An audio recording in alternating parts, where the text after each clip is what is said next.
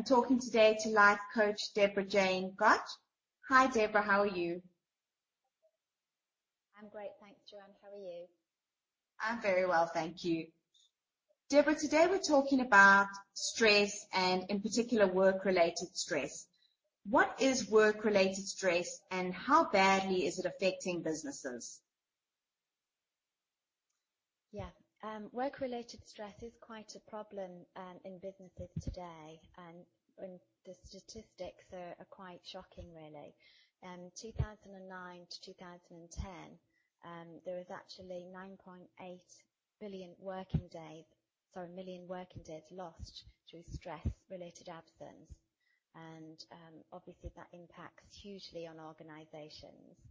And the main thing really with stress is several areas which the Health and Safety Executive have done a lot of research in, and the causes of stress.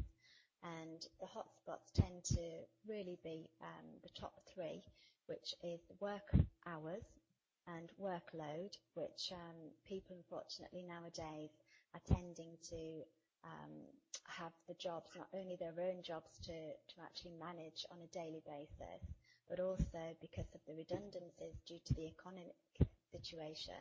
They're finding that because colleagues have left, they tend to get their workload too, or it's shared out, but usually it can be quite unreasonable for them to then continue that workload too. Other things that are the big factors with work-related stress is the management styles. So they're finding as well that leaders perhaps don't have the skill sets that they need to have in order to form the relationship and to empower workers and not micromanage. How somebody speaks to you has quite a big influence on really how you feel towards them and towards the job that you're doing. And there needs to be a lot of improvement in terms of leadership styles and management training to be able to fill the gaps with that. And also people, because of the financial struggles at home that they're facing right now, or perhaps relationship difficulties, non-work-related stress issues are also a key factor within the workplace. Unfortunately, you don't switch off what's going on from home as soon as you walk through the work door. Some people tend to obviously bring that with them. So there is a massive impact on stress within the organisation, and it does need to be dealt with. As a coach, what advice can you give HR, manager and executives in managing work-related stress within their organizations? Right. Well, initially they need to have a stress policy in place. So that stress policy enables them to see those hotspots within their own organisation or business. And that would be areas such as like the environment. Is an environment where somebody's working particularly stressful? Is it dark? Have they, got the resources also that they need to do the jobs? Or have they having to share those resources? Are they able to determine whether the managers have got that good communication style and their employees are happy and motivated?